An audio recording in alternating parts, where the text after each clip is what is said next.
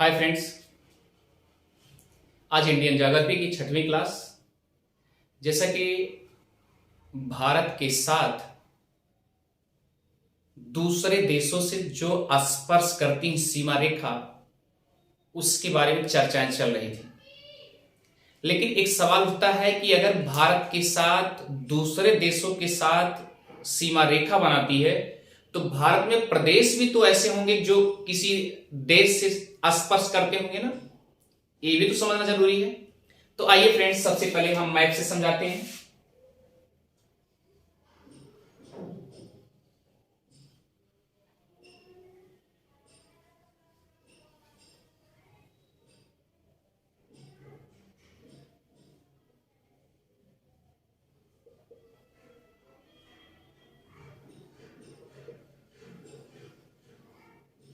ये फ्रेंड्स आपके समक्ष मैप है। तो आज हम सबसे पहले पाकिस्तान, तो पाकिस्तान की बात करेंगे तो भारत की सीमा साथ अंतरराष्ट्रीय सीमा, अंतरराष्ट्रीय सीमा का क्या नाम है बताया गया था? Red Cliff.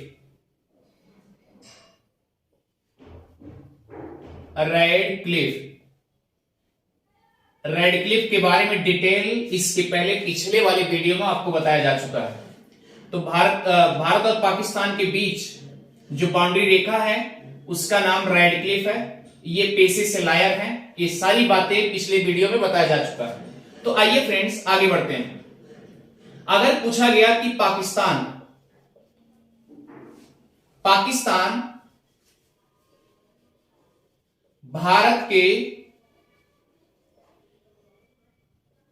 कितने प्रदेश या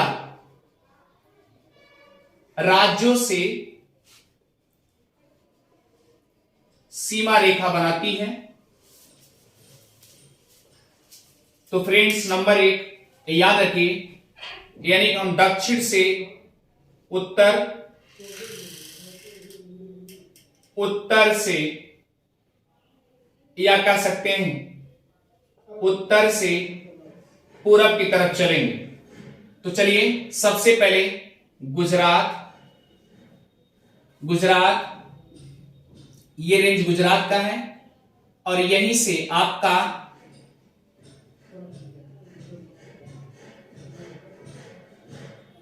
ये पाकिस्तान का है। गुजरात हो गया, इसका मतलब गुजरात की भी सीमा रेखा बनाती है बाउंड्री। उसके बाद आएंगे राजस्थान हो गया। अब ये रेंज आपका क्या हो गया? राजस्थान का। उसके बाद क्या होंगे? पंजाब हो गए, ये आपका रेंज पंजाब का है। उसके बाद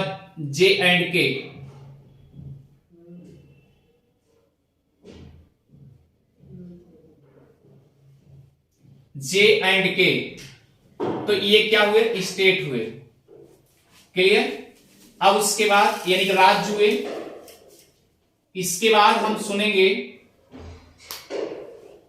केंद्र प्रदेश से या केंद्र शासित प्रदेश से चुनेंगे।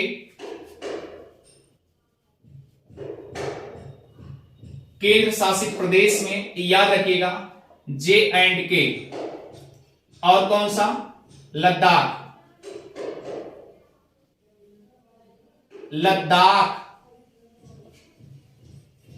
क्लियर? अर्थात जम्मू एंड कश्मीर।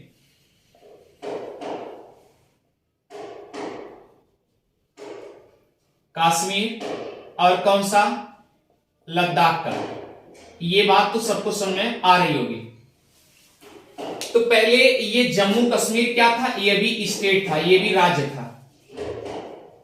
तब याद रखिएगा, जब जम्मू कश्मीर राज्य था तब उस समय पाकिस्तान की सीमा से 4 राज्य मिलते थे। लेकिन अब यह क्या हो गया? केंद्र शासित प्रदेश हो गया।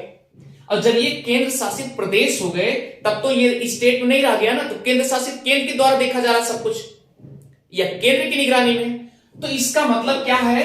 अब ध्यान दीजिएगा, तो ये केंद्र शासित प्रदेश ये हो गया, लद्दाख, दो के दोनों ये क्या हो गए? केंद्र शासित प्रदेश में पहले क्या थे, ये जम्मू कश्मीर सब लद्दाख एक ही साथ था, तो ये केवल कितने थे, 1 2 3 और 4 राज्य पहले थे, लेकिन अब 3 राज्य हैं और 2 केंद्र शासित प्रदेश हैं। अगर आपसे कभी पूछा जाए कि पाकिस्तान से कितने राज्यों की सीमा मिलती है, तो याद रखिए 3 है, और कितने केंद्र शासित प्रदेशों की सीमा मिलती है, तो याद रखिए कितने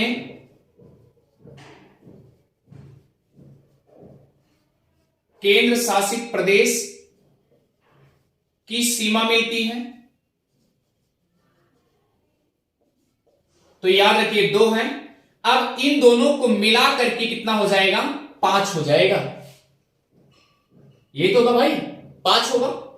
अच्छा ठीक, अब आप सोचिए ये वाला रेंज, ये रेंज जो है आपका, ये लद्दाख है, ये टोटल, जैसा कि आप इसे जानते होंगे, यहां पर एक लातूर ग्लेशियर है, या आप कह सकते हैं बतूरा, कहीं कहीं बतूरा लिखा है, तो नोट करते जाइएगा ये कौन सा ग्लेशियर है, बतूरा ग्लेशियर। कौन सा ग्लेशियर, बतूरा ग्लेशियर। और भैया हो देखा ये क्या है, लद्दाख है ना, तो यहीं पर आपका सियाचिन ग्लेशियर है। क्या है, सियाचिन ग्लेशियर, क्लियर। और हां एक चीज ध्यान दीजिएगा, सियाचिन ग्लेशियर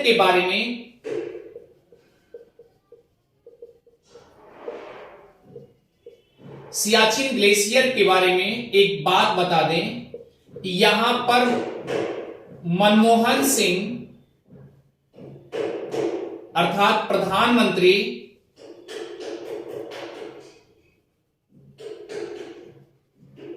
मनमोहन सिंह पहले प्रधानमंत्री होंगे जो यहां सियाचिन ग्लेशियर का दौरा कर चुके हैं, ये भी याद रखिए।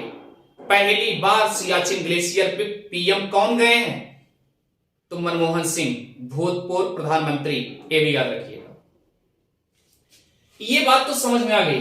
चलिए अब जरा सा हिंट देखिए, इधर देखिए, ये जो सियाचिन ग्लेशियर है, सियाचिन ग्लेशियर का रेंज, ये इधर से ऐसे जरा सजाएंगे तो यहां पर मिलेगा रेमो ग्लेशियर। तो ये आपको समझा देना चाहते हैं कि ये मुद्दा क्या है, थोड़ा सा समझ लीजिए, उसके बाद आगे बढ़ते हैं।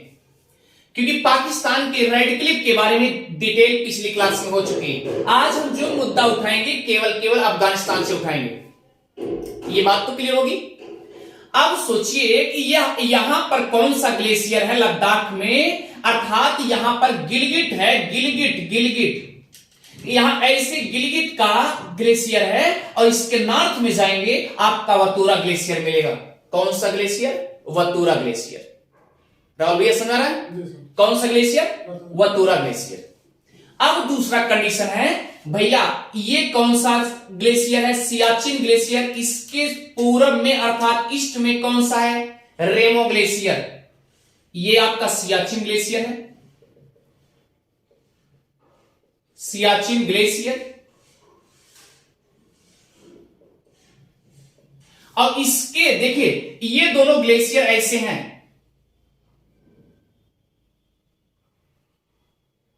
आप देख लीजिए, ये कौन सा है, सियाचिन ग्लेशियर, क्लियर। और ये कौन सा ग्लेशियर है, रेमो ग्लेशियर, क्लियर। अब हम एक बात बता दें आपको, ये रेमो ग्लेशियर ये ऐसा ग्लेशियर है जो यहां से श्योक नदी निकलती है। कौन सी नदी, श्योक नदी निकलती है, लेकिन श्योक नदी याद रखिएगा, यही इसी नदी को मुर्दों की नदी कही जाती है, मुर्दा। रीजन क्या है, जब इसके बारे में डीपली उठाएंगे, नदियों के बारे में वर्णन करेंगे प्यारे, हम आपको अच्छे से बता देंगे कि श्योक नदी को मुर्दों को नदी क्यों कही गई। क्योंकि याद रखना, जब भी कोई एंट्री इधर से करता था हजारों के हजारों संख्या जो भी इधर से एंट्री करते थे शमशान घाट चले जाते थे। और एक ही सहारा था शिव नदी से एंट्री करना। इसीलिए इस नदी को मुर्दों की नदी भी कही गई है। मुर्दा मतलब समझ रहे हैं, जो आया समझो गया, ये बात याद रखिएगा। तो आइए फ्रेंड्स आगे बढ़ते हैं। अब जब नदी के बारे में चर्चा डीपली करेंगे तो हम आपको अच्छे से समझा देंगे। ये रेमो ग्लेशियर या सियाचिन ग्लेशियर या श्योक नदी किसकी सहायक नदी है? सिंधु नदी की है, जो कि दाएं छोर से मिलती है। और श्योक नदी की सहायक नदी कौन सी है? वो भी बाएं छोर से मिलती है, जिसे गलवान नदी कहते हैं। तो प्यारे आइए चलते हैं। सबसे पहले हम जो टॉपिक्स मुद्दा छिड़ा हुआ है उसको देखते हैं, बाकी नदियां चलेंगी। जब नदी टॉपिक्स आएगा बहुत बेहतरीन ढंग से आपको अच्छे से समझाया जाएगा। आइए चलते हैं। तो ये आपको समझ में आ गया, लेकिन एक चीज याद रखिएगा, जैसे कि ये आपका ये जे एंड के है, क्लियर? अब सोचिए यहां पर एक गुंजी गार्ज नामक स्थान भी मिलता है जे एंड के में, याद रखना। जे एंड के यहां पर जम्मू कश्मीर में भैया बुंजी गार्ज में मिलता है। अब बुंजी गार्ज की गहराई इतनी गहराई है, समझ लेना कि अगर हम एक बार देख लें तो शायद समझ लेना कि मौत हो चुकी। क्यों? क्योंकि 5 किलोमीटर 5200 किलोमीटर गहरा है। और जस्ट नंगा पर्वत के बगल ही है। कहने का मतलब इधर आएंगे नंगा पर्वत, जैसे यहां नंगा पर्वत तुरंत क्या करेगी? गार्ज में एंट्री कर जाएगी। न कोई भी नदी होगी, वह एक नदी है जिसका नाम सिंधु है। सवाल इसका नहीं है, सवाल इसका है कि आप सोचिए कि यह बाउंड्री, या ये ध्यान दीजिएगा, ये वाली बाउंड्री, इसमें ये जो इस तरीके से मिलती है, इस बाउंड्री को राहुल भैया, इस बाउंड्री को जो मिलती है, इस बाउंड्री को एलओसी कहते हैं। क्या कहते हैं? LOC, line of control. जैसा कि मैंने बताया कि लाइन ऑफ कंट्रोल के बारे में डीपली चर्चा होगी, लेकिन आज नहीं, नेक्स्ट क्लास में, क्योंकि अभी बाउंड्री समझाई जा रही है। बाउंड्री के बारे में मुद्दा समझ लीजिए, बस उसके बाद क्लियर हो जाएगा। क्लियर? लाइन ऑफ कंट्रोल ये क्या है? जो लद्दाख को और इधर का रेंज, इसी की क्या कहता है? हमारा पीओके है। कौन कहता है? पाकिस्तान कहता है। अवैध रूप से कब्जा किया है। और इसी पीओके के लिए आज भी बात छिड़ी है कि हम अपना लद्दाख पीओके लेके रहेंगे। क्लियर? आई बात सुन। अब सोचिए ये पीओके है, अर्थात इस पीओके को बोलते हैं पीओके, पाक ऑक्युपाइड कश्मीर, पाक अधिकृत कश्मीर, यानी पाक जबरदस्ती केवल कब्जा किया है। लेकिन एक चीज अपने दिमाग से लगाइए, यहां तो ये बात समझ में आती है कि इसको कब्जा कर लिया है, लेकिन उधर पाकिस्तान और अफगानिस्तान की सीमा रेखा भी कैसे बन रही है देखिए। क्योंकि यहां पर याद रखिएगा, यहां पर आपको पश्तून नामक जनजाति पाई जाती है। जब विवाद छिड़ा, उस विवाद में पंजाब को लेना चाह रहे थे, क्योंकि हमने बताया कल की क्लास में बताया कि 14 अगस्त 1947 को पाकिस्तान अपना स्वतंत्रता दिवस मनाता है और हम मनाते हैं 15 अगस्त 1947 को। तो ये मुद्दा क्या रहा, ध्यान दीजिएगा। ये बताइए, अगर ये पीओके और ये एलओसी इसके कब्जे में है, इसको पाक अधिकृत कहता है, तो ये भारत की सीमा कहां बना रहा है फिर? तब तो ये मुद्दा किसका हो जा रहा है, अफगानिस्तान और पाकिस्तान का हो जा रहा है। ये लाइन जो हो रही है भारत और पाकिस्तान की हो रही है राहुल भाई। सोचिए, क्योंकि अभी अगर हम कहना चाहें, ध्यान दीजिएगा, ये वाला पोर्शन लद्दाख वाला, जहां पर वातुल ग्लेशियर, उसके नॉर्थ में आपका जो बाउंड्रीज है 106 किलोमीटर किसकी है, किसकी, अफगानिस्तान की। कितनी है, 106 किलोमीटर। ये अफगानिस्तान की सीमा रेखा है, भारत से बनाती है, लेकिन तब भारत से बनाएगी जब भारत के कब्जे में पीओके हो जाएगा। और भारत समझ भी रहा है कि हमारा पीओके हमारे पास आएगा, आज नहीं तो कल हम उसे लेके रहेंगे। ये मुद्दा आज भी है। तो यहां पर पश्तून, याद रखिएगा, यहां उत्तर में नोट करते जाएंगे, यहां पर पश्तून जनजाति, राहुल भैया नोट करते जाइएगा, कौन सी जनजाति, पश्तून जनजाति। और यह पश्तून जनजाति जो है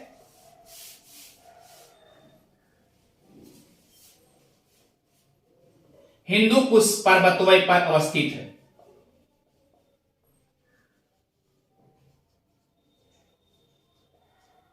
क्लियर? अर्थात पश्तून जनजाति से ऐसी सीमा रेखा बनाती है, और कहां तक बनाती है, बलूचिस्तान।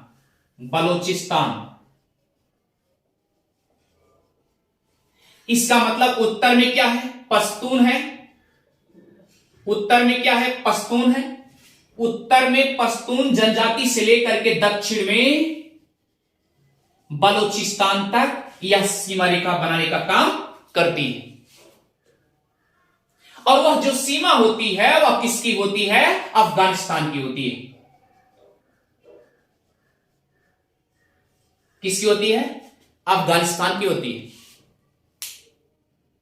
इतनी बात सुना गई होगी, ध्यान दीजिएगा। और यह भारत, अब ये तो पीओके के कब्जे में, इसका मतलब यह सीमा जो बनाई है ये किसके कब्जे हो गया, पाकिस्तान और अफगानिस्तान के बॉर्डर पे हो गया ना। ये भारत के बॉर्डर पे नहीं है, जब पीओके हमारा होगा तब ये भारत के बॉर्डर लाइन पे होगी, इंटरनेशनल बाउंड्रीज होगी। अदरवाइज पाकिस्तान और अफगानिस्तान की बाउंड्री रेखा है, जिसका नाम है, नोट कर लीजिएगा, जिसका नाम है डूरन रेखा।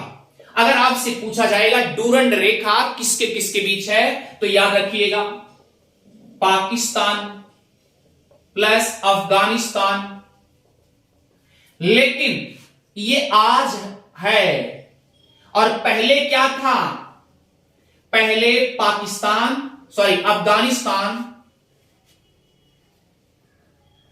अफगानिस्तान और भारत के बीच था। क्यों था, क्योंकि पाक इसके कब्जे में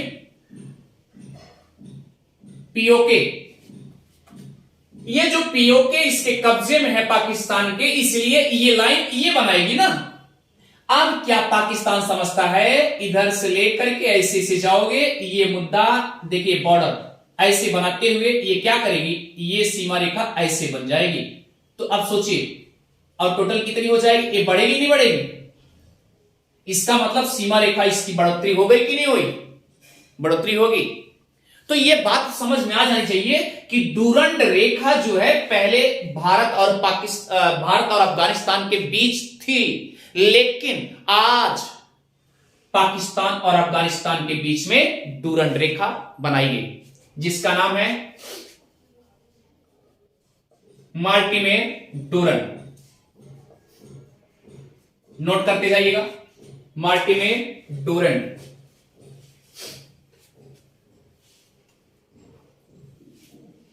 और ये मान्यवर सिविल सेवक थे। ये बात समझ में आ गई, इनके द्वारा 12 नवंबर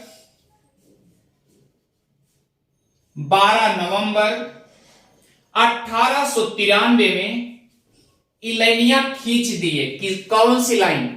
डूरंड वाली। बात क्लियर हुई? क्योंकि जब युद्ध छिड़ता है, युद्ध छिड़ने के बाद एक बार कोई कब्जा अगर कर लिया तो समझ जाता है कि हमारे कब्जे में हो गया, तो वह सैनिक क्या करेगी? एक बार पीछे होगी कि नहीं होगी? तो एक बार सैनिक पीछे हो जाती, तुरंत फिर क्या होता? चढ़ाई हो जाती है। तो भारत 2 बार चढ़ाई कर चुका है इस तरीके से, और इस बार होगा जबरदस्त। चलिए, तो उस समय याद रखिएगा, ये पश्तून जनजाति जो है बहुत ज्यादा थी, अर्थात कबीलाई बहुत ज्यादा थे, पूरे एकदम चारों तरफ। मान चलिए कि 96% बताया जाता है कि पश्तून जनजाति चारों तरफ बिखरी हुई थी। ये बात तो अच्छे से समझ में आ गई। 12 नवंबर 1893 को ये लाइन स्वीकृति मिल जाती है। अगर ये 12 नवंबर 1893 को स्वीकृति मिली है तो कोई न कोई अफगानिस्तान का भी चीफ रहा होगा उस समय, जिसे मनाया गया होगा, भैया जरा एक बार इसको समझौता तो कर लो। तो उस समय अफगानिस्तान के चीफ जो थे उनका नाम नोट कर लीजिएगा। उस समय अफगानिस्तान अर्थात अफगानिस्तान या अफगान लिख लीजिए के जो चीफ थे उनका नाम था अमीर अब्दुल। कहीं भैया एक चीज ध्यान दीजिए, किताबिया में कैसे लिखा है? अब्दुर अब्दुर। तो दोनों वर्ड याद रखिएगा, अब्दुल और अब्दुल। मुझे लगता है कि अब्दुल ही होगा, लेकिन मिस कर देते हैं भाई। अब्दुल रहमान। क्लियर? इन्हीं से मनवा लिया गया कि मान लिया ये जो सीमा लाइन बनाई जा रही है आपको मानना पड़ेगा, और इन्हीं के अगुवाई में क्या हो गया? ये डूरंड रेखा बना दी गई। मेन खींचने वाले कौन थे? मैंने आपसे बताया डूरंड जी थे। और ये अफगान के जो चीफ थे जिनको मना करके हमने, भाई देखिए, अगर कोई किसी देश का चीफ होगा उससे जब बिना पूछे कैसे हम रेखा बना देंगे? नहीं बना देते ना, नहीं बना सकते। एक घर की बाउंड्री बनानी होती है, बेगर घर की अगुवाई के नहीं बन सकता। भाई वो भी देश का चीफ है, तो चीफ जो होगा उससे मनवाएंगे। भैया मान लो ये रेखा मान ली गई, तो अमीर अब्दुल रहमान थे उस समय चीफ, और उन्हीं के कहने का मतलब ये है कि उनसे रिक्वेस्ट करके, उनसे बातें करके एक क्या कर लिया गया? मनवा लिया गया। तो 2 बातें क्लियर हो गई। अब सवाल उठता है कि अफगानिस्तान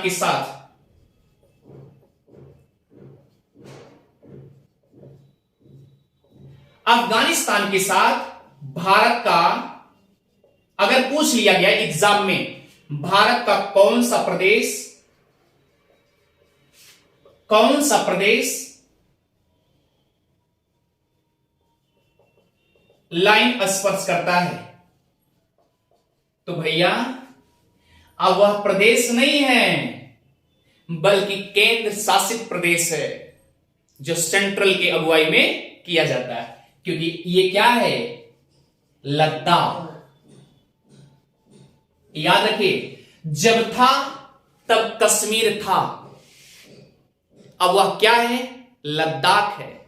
और इसीलिए ये कहा गया कि जब ये सेंट्रल गवर्नमेंट की अगुवाई में रहेगा तो हम क्या करेंगे? धीरे से पीओके अपने पास ले लेंगे। ठीक, तो ये बात तो समझ में आ गई अच्छे से। इधर क्या करते थे जरा ध्यान दीजिए, इधर का एलओसी और इधर जो भारत और चाइना, अक्साई चीन, ये वाला पोर्शन में ध्यान दीजिए, ये वाला पोर्शन ये क्या करते हैं? ये वाला पोर्शन इसे बोलते हैं अक्साई चीन।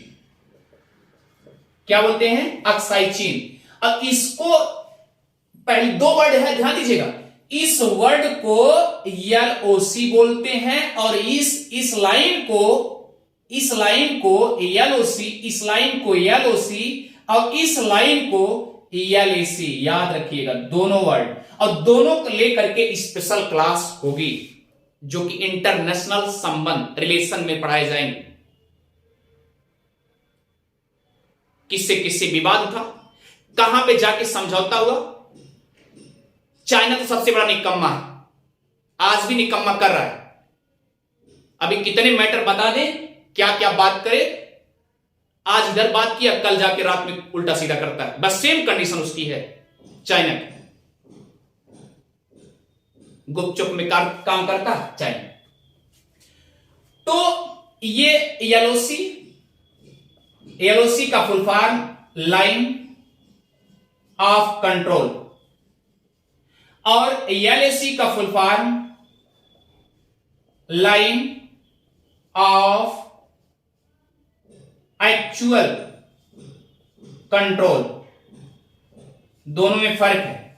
ये जो लाइन ऑफ एक्चुअल कंट्रोल है यह अक्साई चीन से मैटर है, और यह लाइन ऑफ कंट्रोल जो है यह LOC से मैटर है। अर्थात LOC किससे है, पाकिस्तान से, और इससे किससे मैटर है, चाइना से, CH से। ये दोनों मैटर याद रखिएगा।